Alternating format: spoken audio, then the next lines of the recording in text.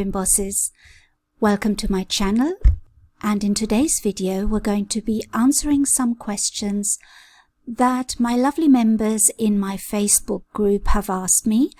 In particular, there was one question which I thought it sounded so much like the questions we all ask ourselves when we're just starting the KDP business.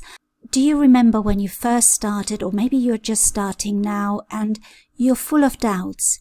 You just don't know where to start and it's so hard to even get going because there are so many questions. There was one question in the group which I thought would be perfect for this video because the member asked, "Hi, I will start working on KDP soon, but I want to ask, what is the best type of low content book to work on? Is it journals, logbooks, planners?" And straight away, that beginning of the question told me this is someone who is having so many doubts that they haven't even started yet, because she said, "I will start working on KDP soon." So that shows me they haven't started because maybe they've just got too many doubts in their mind and too many questions. And then they ask, what is the best type of low content book to work on? Is it journals, logbooks, or planners? Now, my advice is to anybody who is just starting and who hasn't uploaded any books yet, start with a lined notebook.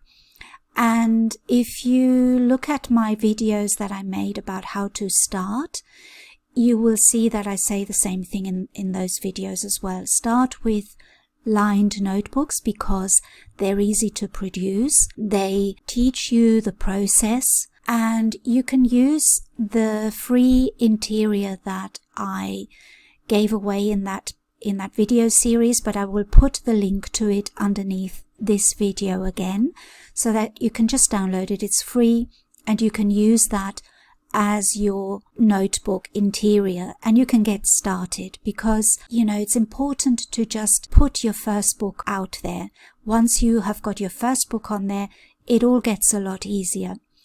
And the reason I say that notebooks are a good way to start is because the interior is very simple. You can start with a free interior, and the covers are usually not too difficult either because you just have to pick a niche and then create a nice cover. And you can practice your design skills and start putting books on Amazon that way.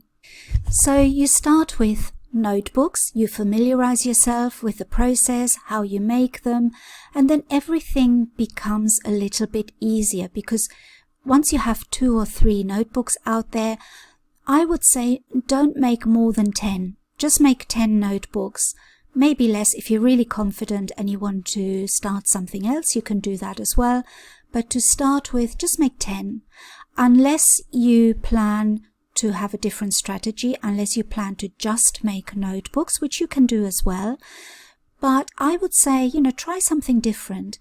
Make 10 notebooks and then try planners, because planners, especially now, they're really good for Q4 because people will start buying planners for Christmas gifts, so they are a really good thing to produce for Q4. People will start buying planners for 2021 before Christmas. So I would say start with a notebook and then continue with planners or with something that's easy to create, like planners, logbooks, that kind of thing. Then the question continues, and I searched for planners and I found that there are a lot of them on Amazon. I don't know actually. Can I compete or should I never work on them? I can so understand that question because when you look on Amazon and you see the thousands of books, thousands of notebooks, thousands of planners, you think, how am I going to compete? How is my book going to stand out? It's a very valid question because you would think that. But the only thing that I can say to you is think about your town where you live or your city where you live. There are a lot of shops in a city. All of them sell the same kind of things. There are hundreds of clothes shops. There are hundreds of shops that sell furniture. There are hundreds of shops that sell washing machines. There is competition everywhere. I started my business online in 2010 or even before, I think, and I was selling costume jewelry on eBay and Amazon. You make a search for costume jewelry on eBay and Amazon and see how many thousands of results you get. There is a lot of competition, but it's really what everybody does. You know, there's competition everywhere. Whatever business you do, you will have competition. So it's up to you to do your keyword research and to make really good covers for your book, to make your books stand out. You will have competition whatever you do. I know that some niches are lower competition, and we are all looking for that magic low competition, high search volume niche. But it's not always that easy to find it. And sometimes you just have to risk it and go into a high competition niche, because at least you know that way people are looking for that item. And I spend more time researching than I do creating, but it's really important to do your research. But don't be afraid of competition. All you have to do is stand out. So when I was selling my jewelry, there were thousands of others selling the same thing, and mine was still selling. I was still making a living from that. And like I said, you know, in any city there are shops, they're all competing against each other. How many shops can you see in London, for example, in any high street that are selling food?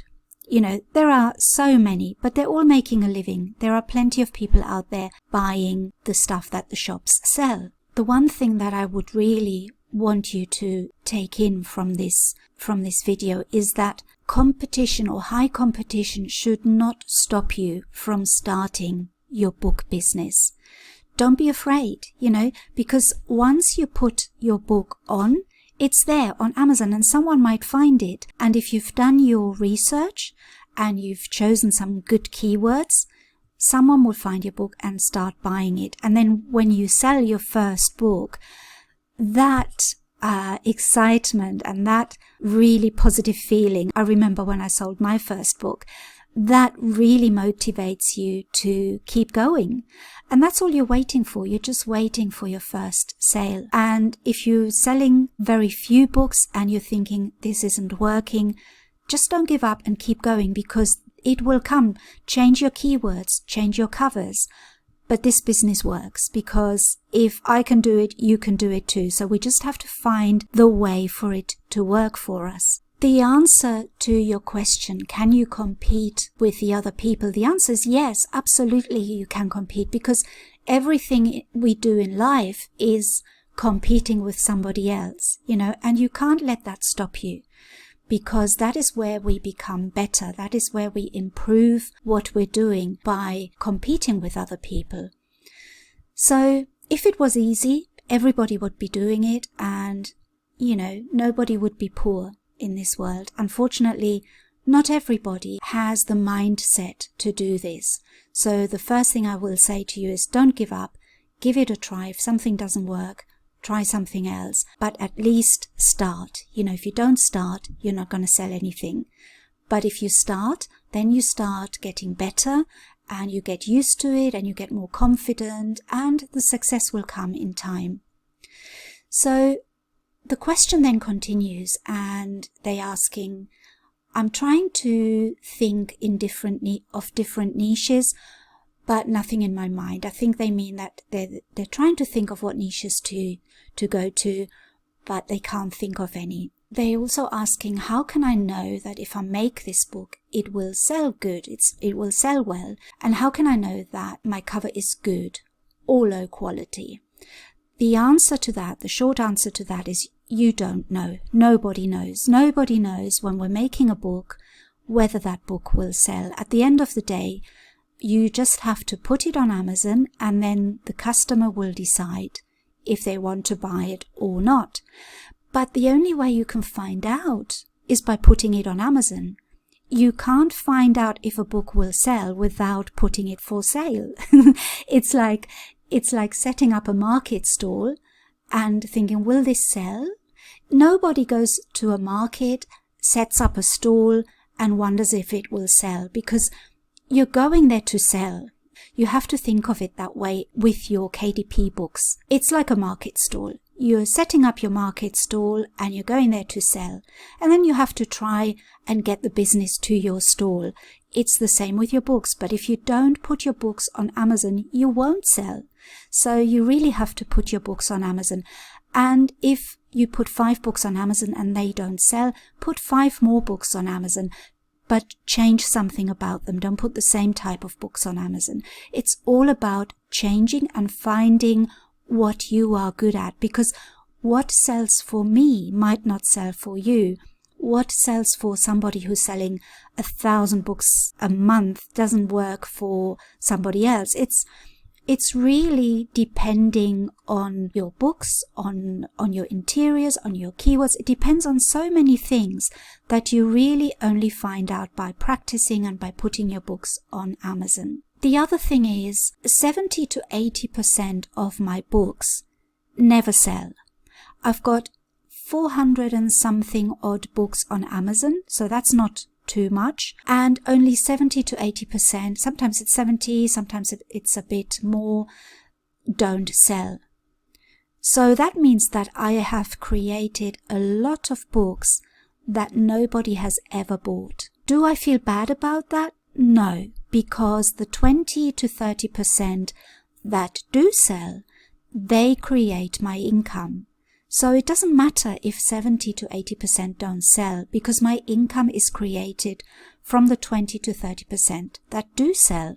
So you can see you have to put quite a few books up to sell, to make an income.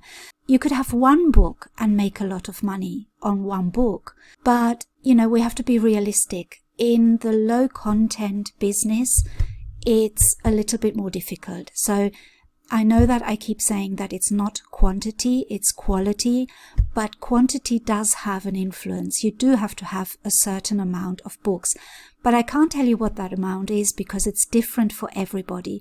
You have to find out for yourself. You have to just create a few books, and if they don't sell, create a few more, but keep changing your books, your covers, your keywords, until you find what is selling for you. And a lot of people give up way too early. So it's because I didn't give up. I could have given up in the first 2 months and I didn't give up. And when was it that I really started earning? I think I started in November, December 2019. And really it wasn't until May that I started to see a really good income. So that's a lot of time to wait and to try things. And I didn't give up. So you really have to do the same thing. So my answer to anybody who is feeling low and who's feeling like they don't know where to start and they don't know what to start with, just start. If you don't start somewhere, you'll never get going. You have to make a start. Just put some notebooks up and it will feel a lot easier after that. And then the other question that I got on Facebook, and this was a question from Linda. Hi Linda, if you're watching. Linda, this is a really good question that you had. You said that you're working on a planner, but your sales are very low. And you wanted to ask me an example for 2 very specific daily planner niches, and just to know how to search for niches. And the answer I gave to Linda on Facebook was that giving you specific niches isn't really going to help, because what I said earlier, what sells for me doesn't necessarily sell for you. But I gave Linda an example anyway, and I said that at the moment my recipe meal planners are selling quite well. So you need to think, when you're thinking about what niche shall I pick, what can I make that people are going to buy, think about what people are happy to spend money on. What do people spend money on, and what do they usually spend money on? It's things that help them achieve a goal. So, for example, that could be losing weight, it could be becoming healthier, it could be learning a skill, it could be earning money, being a better parent, feeling more confident. Those are the things that people spend money on.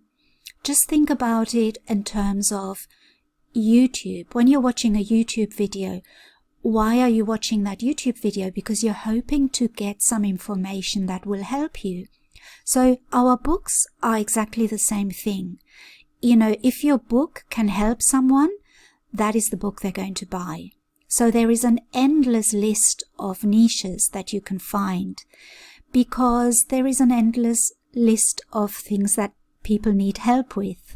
So any planner that helps people with achieving a change in their life is a good idea.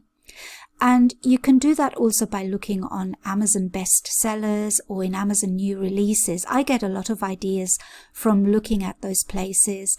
And sometimes I just look at my own life. You know, what do I need help with? I could do with help with a good exercise regime. At the moment, I'm trying to fit in some sort of exercise regime in my life because I just haven't got time to do anything. And I'm getting older, I want to get healthier. So those are the things that I'm looking for at the moment. But people have many, many different problems. You know, some people have health problems that are a bit more targeted, like, for example, all the diabetes log books are selling quite well at the moment as well, because that's something that people have problems with. So think about it in terms of what problems can you solve for people, and that's where your niches are. So I hope that's given you a few ideas on where you can find niches. And you know, sometimes it's not doing what everybody else is doing. So don't ask people, can you tell me a niche, or can you tell me, because that's not going to help you. What's going to help you is whatever you have experience in. So think about the problems that you want to solve in your own life. For example, maybe you've got teenage children and you're having problems with getting them to do chores, or you have little children and you're having problems finding activities for them that you want them to do while we're in lockdown. Or maybe you've got health problems that you need help with and that you can maybe use a logbook for. So there are different things. If it's something that you need help with yourself, you're going to be so much better at creating that book than somebody who hasn't got an affinity with that particular problem. So look at where you are good at, what you can do, because sometimes we think, I'm not good at anything. I don't know. I'm not an expert in anything. You are. There are things in your life that you know that other people don't know. You just have to find them. And those are your niches again. So you can see it's not that difficult to find niches, but it's difficult sometimes to think of them. It's difficult to get the ideas. But keep your eyes and ears open, because the ideas are all around us. So if you find it helpful to get more videos on where to find ideas for niches and how to find ideas, let me know in the comments, and I will make more videos on how to motivate you and how to find more niches that you can use for your KDP books. So I hope this has been helpful to you today, and let me know if there's any other videos that you would like me to make, because I really want to motivate you to get started if you haven't started yet.